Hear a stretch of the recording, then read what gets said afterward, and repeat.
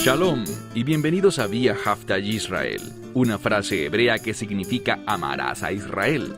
Esperamos que se queden con nosotros durante los próximos 30 minutos, ya que nuestro maestro, el Dr. Baruch, nos compartirá una enseñanza expositiva de la Biblia. El Dr. Baruch es profesor titular del Instituto Zera Abraham, con sede en Israel.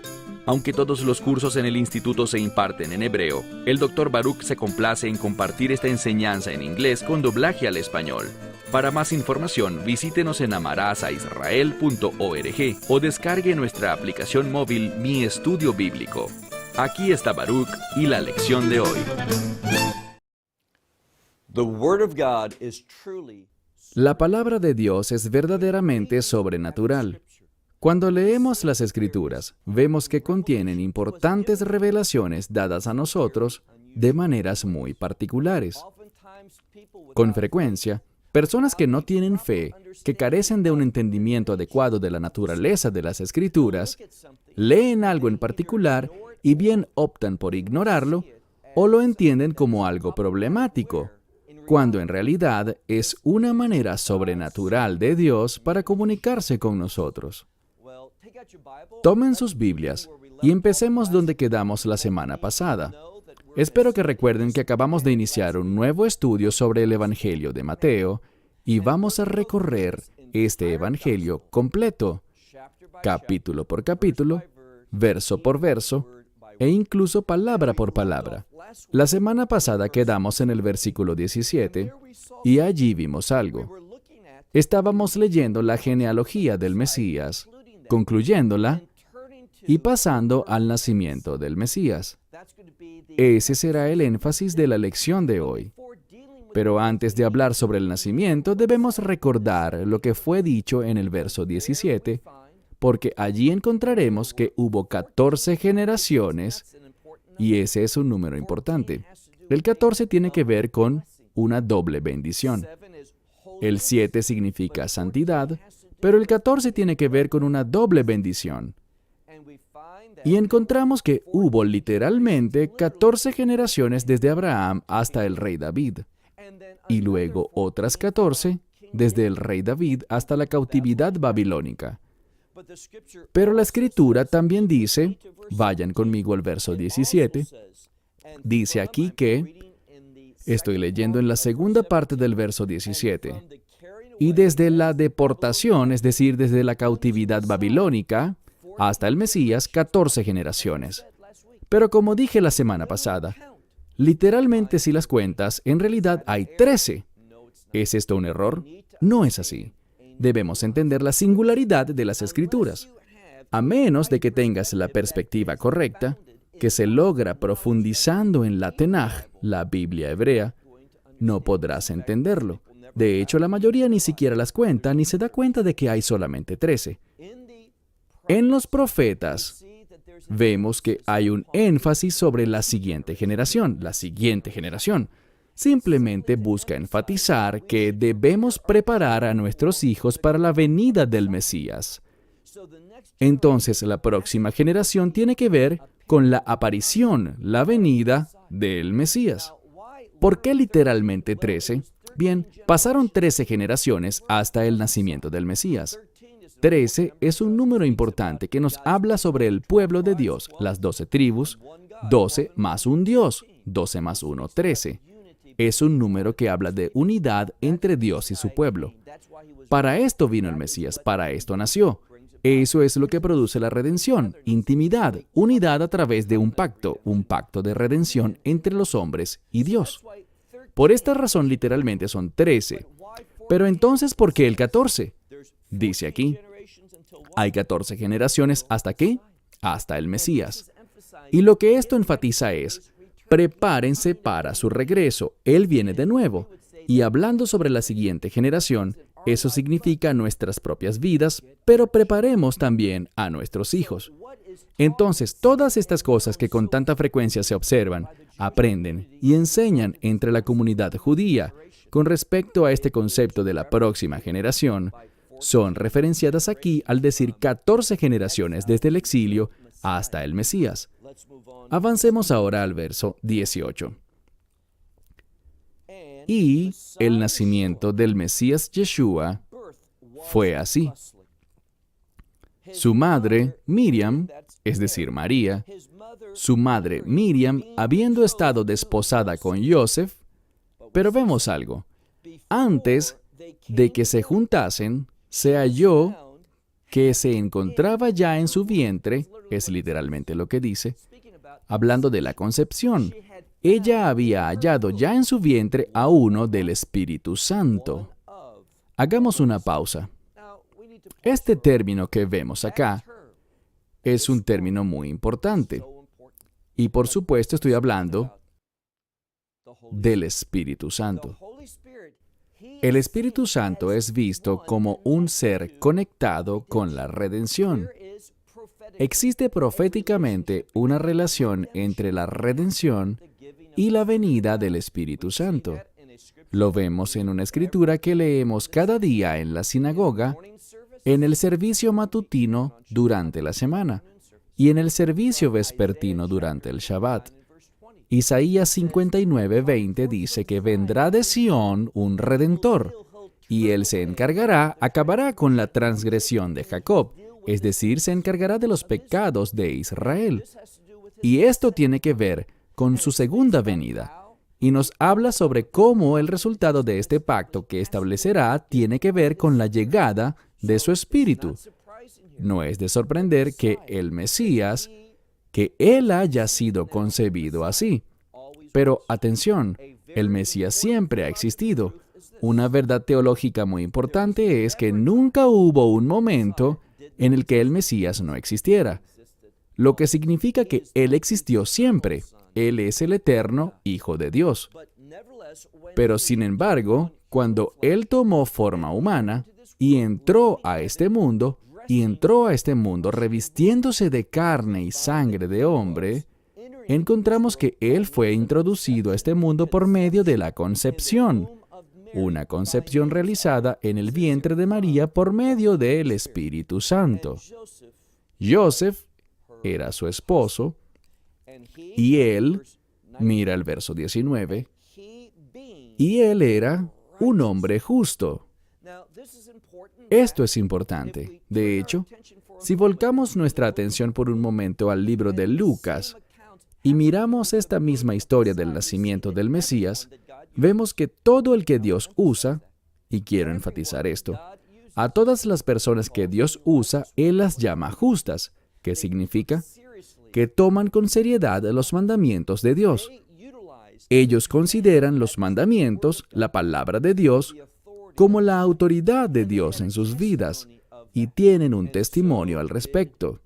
Asimismo lo tenía Joseph o José. Él, siendo un hombre justo, dice, él no quería hacer algo. Él no quería hacer de ella un ejemplo público. ¿De quién? De Miriam o María, su esposa. Les mencioné a ustedes que leímos en el versículo 18 que dice que su madre María, la madre de Yeshua, estaba desposada con José. Bajo la ley judía, estar desposada o comprometida no significa que aún el esposo y la esposa se hayan juntado. Aún no han tenido su tiempo de intimidad, porque primero debe ocurrir algo. En el judaísmo encontramos que hay dos etapas en el matrimonio. Primero se está desposado, y lo que esto significa es que la pareja legalmente es considerada como marido y mujer. Sin embargo, no pueden juntarse aún, no pueden tener intimidad hasta que pasen la segunda etapa, la cual ocurre bajo una jupa, es decir, un toldo matrimonial donde posteriormente el esposo toma a su esposa y finalmente se juntan. Allí consuman el matrimonio. Aquí la Escritura nos dice que Miriam y Joseph estaban solo comprometidos, y por esto dice que él no quería apartarla, lo que es un sinónimo de divorcio. Él dice que él no quería hacer esto públicamente y exponer que ella estaba embarazada. Ellos aún no habían estado juntos, así que él podría haberla hecho apedrear. Pero lo que la Escritura dice es que él no quería hacer de ella un ejemplo público, humillarla, inclusive hacerla ejecutar por apedreamiento. Leemos en este pasaje que él no quería hacer eso. ¿Y por qué? Miren con cuidado. Dice más adelante que él decidió dejarla secretamente. Pero mientras él, y aquí viene una palabra importante, mientras él consideraba. La palabra en lenguaje bíblico significa pensar en algo una y otra vez. Lo que la Escritura nos refiere es esto. Joseph amaba a Miriam. Él estaba convencido de que ella era una mujer temerosa de Dios. Él no podía imaginar dentro de sí que ella le hubiese traicionado y a la vez traicionado a Dios al cometer adulterio. Pero no obstante, ella estaba embarazada. No hay otra interpretación. Ella tuvo que haberle fallado. Pero él estaba pensando y pensando y pensando sobre esta situación y dice, pero estas cosas él consideraba, y he aquí el ángel del Señor, no cualquier ángel, sino el ángel del Señor. En un sueño, literalmente dice, de acuerdo con un sueño, pero lo traduciré así. En un sueño, apareció a él diciendo, Joseph, noten esto, hijo de David. Si te lo perdiste anteriormente, se nos recuerda esta conexión tribal con Judá y la familia de David. Así que Joseph, hijo de David, el ángel hablando, no temas tomar a Miriam, y es literalmente lo que dice en griego, Mariam. Miriam, en español es conocida como María, tu esposa. No tengas miedo de tomarla, y este tomarla, lejejá, tiene que ver con la segunda parte del matrimonio. Sigue adelante con tus planes, en otras palabras, de tomarla, porque lo que se ha concebido en ella es del Espíritu Santo. Muy importante. Una y otra vez, un énfasis aquí con respecto al Espíritu Santo. Lo que esto debe decirle al lector es algo muy claro. Todo esto tiene que ver con la redención. Siempre que el Espíritu Santo es referenciado, siempre que se le menciona en la Escritura, eso nos da una perspectiva redentiva para entender cada pasaje de la Escritura. Esto es lo que Mateo nos está comunicando. Avancemos al verso 21. Y ella dará a luz un hijo, y deberás llamar su nombre Yeshua, porque él salvará a su pueblo de sus pecados. Insisto, encargarse del pecado, salvar a la gente de sus pecados, todo está vinculado con la redención. Esto es muy importante. Ustedes saben, si miran nuestras transmisiones con frecuencia, que yo me refiero a Jesús como Yeshua. ¿Por qué lo hago así? Bien, siendo judío, me identifico más con el nombre de Yeshua. Pero les he dicho muchísimas veces, y a pesar de ello recibo muchos correos electrónicos, algunos de los cuales tienden a ser ligeramente poco amables sobre este asunto. Y les comento, una vez una persona, estoy seguro de que se trata de una buena persona, estoy seguro de que proviene de una perspectiva correcta, pero le molesta y me recriminó de manera muy áspera porque según él yo me avergüenzo del nombre de Jesús. Para nada me avergüenzo ni dudo en mencionar ese nombre, Jesús. Igualmente, no tendría ningún problema si yo hablara portugués en decir Jesús, o si hablara en griego, decir Jesús. Bien, en cada idioma este nombre se pronuncia de una manera distinta. Pero me gusta Yeshua. ¿Por qué? Noten esto. Aquí dice lo que este nombre significa. Si le preguntan a la gente qué significa Jesús, la mayoría no sabrá. Pero si le preguntas a alguien que hable hebreo lo que significa Yeshua, él te responderá salvación o el Salvador. Y por eso la Escritura dice muy claramente aquí, llamarás su nombre Yeshua, o aquí Jesús, en griego, porque él salvará a su pueblo de sus pecados. Bien, quiero acotar algo más. Dentro de algunas facciones de la fe, y no quiero sonar despectivo cuando digo facciones, solo me refiero a algunas expresiones distintas de nuestra fe. Ellos usan el término Yahshua. y enfatizan la sílaba ya. ¿Por qué lo hacen? Bien, sabemos en la Escritura que tenemos una forma corta para el nombre sagrado de Dios, Ya. No aparece con frecuencia, pero sí en algunos lugares. Así que ellos lo enfatizan porque tienen el deseo de subrayar la divinidad de Yeshua, en la cual yo creo. La Escritura lo revela. Él es el Hijo de Dios. Él es divino. Y ellos dicen Yahshua. Bien, hay un problema. No con el mensaje, no con su intención, sino que Yahshua no es hebreo. Es una creación humana para pronunciar ese nombre y es incorrecta. No es fiel a lo que dice el texto, que llamarás su nombre Yeshua. Aquí lo vemos en griego, pero es muy importante. Yeshua, eso tiene sentido. No Yahshua, que no es hebreo. Es una mezcla hecha en inglés de la palabra hebrea Yah con parte de la palabra, no toda, parte de la palabra para Yeshua. Entonces, de nuevo, quiero enfatizarlo. Llamará su nombre Yeshua, porque Él salvará, y eso es lo que significa Yeshua, a su pueblo de sus pecados. Noten, aquí el autor enfatiza cuál es el propósito de Yeshua, la redención. Él se encargará, en lugar nuestro, de toda nuestra pecaminosidad. Eso es lo que significa la redención, y para eso es que Él ha sido ungido. Avanzando, leemos en este pasaje, mira el verso 22, y todo esto aconteció. Bien, yo pondría un círculo alrededor de esta palabra. Aconteció. Mira de nuevo el verso 22. Pero todo esto aconteció. ¿Por qué esto de acontecer es tan importante? Bien, realmente es imposible traducir este término expresando su verdadero significado, ni en inglés, ni hasta donde tengo entendido, en ningún otro idioma. El griego es único. ¿Qué quiere decir esta escritura? Es la palabra gegonen. Gegonen proviene de la raíz griega genomai, que significa ser, ocurrir, llevarse a cabo. Bien, el tiempo de la oración está en tiempo perfecto, y esto habla de algo que ocurrió en el pasado, es real ahora en el presente, pero continuará en el futuro, quizás por la eternidad.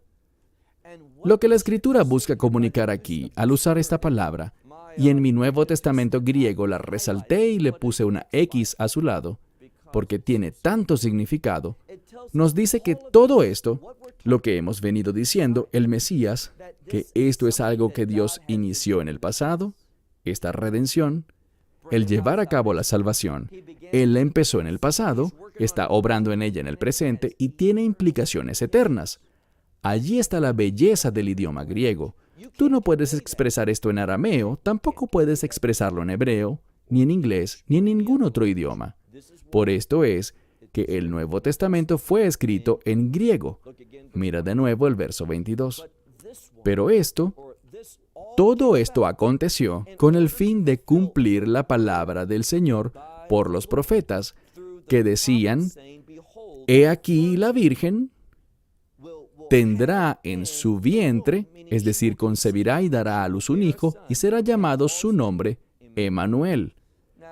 Vemos un par de cosas diferentes aquí. En primer lugar, Mateo está citando, como lo hace con frecuencia, y ya se los había dicho antes, pues le gusta demostrar que Yeshua es el cumplimiento de los profetas, lo que los profetas revelaron, de lo que enseñaron, lo que predijeron, y Yeshua cumple todo eso. En segundo lugar, vemos algo más. La palabra virgen. Es triste cuando la gente dice, «Oh, esa palabra», y con frecuencia les pregunto, «Parece que conoces muy bien esta palabra. ¿Qué significa?» Y ellos no saben. No conocen el término hebreo para ella. Es la palabra alma. Alma nos habla, en primer lugar, de una mujer justa, una mujer que no se ha casado. Ahora, si no se ha casado y es justa, entonces es una virgen. Pero no es la palabra común para virgen, que es la palabra betulá. Esta es una mujer que además se ha confirmado que es una virgen. Es un hecho, no se asume. Y aquí de nuevo el énfasis está en la justicia. Podemos ver en el hebreo antiguo esta palabra alma y aprender mucho. Pero cuando vemos el Nuevo Testamento, la palabra griega es clara. No se trata solo de una mujer joven, sino de una virgen, una que jamás ha conocido un hombre. Cuando estudiamos Génesis y leemos sobre Rivka o Rebeca, ella es llamada una virgen, una betulá, que significa que jamás ha conocido varón. Bien, si la palabra betulá significa que con seguridad es una mujer virgen, ¿por qué necesitamos esta frase adicional que jamás ha conocido varón? Pero más adelante ella es llamada Alma, y queda claro que jamás ha conocido hombre sin necesidad de escribirlo. ¿Por qué? Alma implica que es una mujer joven, que es justa, y por lo tanto, si es soltera, jamás ha estado con un hombre. Esto es lo que dice la Escritura. Mira de nuevo el verso 23. He aquí, la Virgen concebirá. Ella tendrá en su vientre y dará a luz un hijo, y llamarán su nombre, noten aquí el cambio, Emmanuel. Este es otro nombre en hebreo y es importante. ¿Por qué? Emmanuel, como él expresa claramente, aquí está su traducción. Emmanuel. Em significa con, nu, nosotros, él, Dios. Emmanuel, Dios con nosotros. Esto habla de su divinidad y también he dicho en muchas ocasiones, he señalado que el nombre de Emmanuel es el nombre redentor para el Mesías. Todo esto es importante. Vayamos al verso 24. Y Joseph, siendo levantado de su sueño, hizo como el ángel del Señor le ordenó. Noten que no dice solo que se ha levantado, sino que ha sido levantado. Y hay algo allí que es importante. El tiempo de la oración y también la voz nos muestra que Dios está obrando. Todas estas cosas son producidas en su vida por una fuente, y esto se desata por el hecho de que Él obedeció. Cuando obedecemos a Dios podemos esperar que Dios se mueva en nuestras vidas.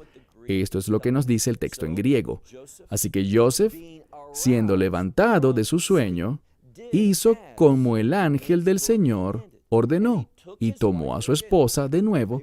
Ellos estaban legalmente casados. Él tomó a su esposa, pero, noten algo, él no la conoció hasta que ella hubo dado a luz a su primogénito. No la conoció. ¿Qué significa? Simplemente nos dice que él no tuvo ninguna intimidad. La relación de ese matrimonio no se consumó sino hasta después del nacimiento de Yeshua. Esto expresa que Miriam no permaneció virgen para siempre, sino que fue virgen hasta después del nacimiento de Yeshua. Es muy importante que entendamos esto. Él no la conoció hasta que ella dio a luz a su primogénito. Noten este término, primogénito, muy importante. El primogénito tiene que ver con la continuación de la obra del Padre. Bien, sabemos que el primogénito recibía una porción doble con respecto a la herencia. Así que 2 o 3 cosas deben quedar claras. Primero, un primogénito recibiría una herencia mayor, pero el énfasis es en que es el heredero. Él recibe esto de su padre. Él se ubica en el lugar de su padre para continuar esa obra. ¿Qué obra? La promesa de pacto. Entonces la Escritura nos está enseñando que el Mesías es aquel que continuaría y, aquí está la clave, llevaría a cabo la obra de su Padre. Él será quien complete la redención. Y por esto vemos, por ejemplo, en el libro de Daniel, capítulo 7, e insisto, hace como un año estudiamos esto, cómo el Mesías, un día, proféticamente vemos en Daniel 7, cómo él iría ante su Padre y heredaría todas las cosas, que todo pueblo, nación, lengua y tribu le adoraría, y que él sería honrado y recibiría toda gloria. ¿Por qué? Porque él asume el rol de su Padre. Y esto es exactamente lo que este término primogénito implica. Mira de nuevo. Pero él no la conoció hasta, No la conoció hasta que ella dio a luz a su primogénito y llamó su nombre, y aquí vemos algo notable. Si miras bien, hay un cambio en la mayoría de los Nuevos Testamentos en griego. Normalmente, en la mayoría de las ocasiones, los textos bíblicos son escritos con letras pequeñas. Pero aquí vemos la palabra Jesús o Yeshua escrita toda en mayúsculas. ¿Qué enfatiza esto? Enfatiza para el lector su propósito, que Él fue enviado a este mundo con un fin. ¿Cuál será? Para ser el Salvador. Y más allá, que Él es el único Salvador. No hay otro nombre bajo el cielo a quien se le haya asignado esta tarea, que Él es el divino Hijo de Dios, el Redentor, nadie más sino Yeshua. Y debido a esto, si no le conoces, si no lo has recibido en tu vida, si no tienes una relación de pacto con Él, ¿qué tipo de relación de pacto con Dios? Un nuevo pacto. Y he dicho con mucha frecuencia que este término nuevo tiene que ver con el reino. Es solo por medio de Yeshua, Jesús de Nazaret, que uno puede tener una esperanza de reino, entrar en este nuevo pacto, esta relación de pacto, por medio de la cual tenemos salvación, el perdón de los pecados. Estamos llegando al final de nuestro primer capítulo. Y tanto se ha dicho por Mateo en este primer capítulo con respecto a quién es el Mesías, que Él es el Hijo de Dios, que Él es el Redentor y que Él tiene un propósito principal. Él vino por primera vez a este mundo con el fin de llevar a cabo la redención, es decir, el perdón de nuestros pecados. Así que te pregunto algo muy importante. ¿Le has invitado a tu vida? ¿Le has dicho, sí, soy un pecador, y sí, yo creo en ti, Yeshua, que moriste sobre un madero y que derramaste tu sangre? Fue derramada con el fin de poder lograr mi salvación, porque sin derramamiento de sangre no hay redención. Todo lo que tienes que hacer es confesar que eres pecador, confiar en Él, invitarle a tu vida para ser tu Señor, creer que Él murió sobre el madero, pero que Dios, al tercer día, lo levantó de entre los muertos. Si haces esta simple oración con sinceridad, Dios te salvará por la eternidad y tendrás esa esperanza de reino, la cual nada, nunca jamás podrá cambiar. ¡Qué maravilloso mensaje! Y cerramos con él hasta la próxima semana. Shalom.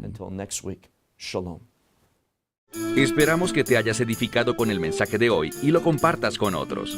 Te invitamos a seguir nuestros estudios cada semana por este canal y por el portal de YouTube de Amarás a Israel. También puedes descargar nuestra aplicación móvil gratuita, Mi Estudio Bíblico. Finalmente, para obtener más información sobre nosotros, visita nuestra web amarasaisrael.org, donde encontrarás otras conferencias de Baruch en audio, video y texto. Hasta el próximo programa. Que el Señor te bendiga en Yeshua HaMashiach, Jesús el Mesías, mientras caminas con Él. Shalom desde Israel.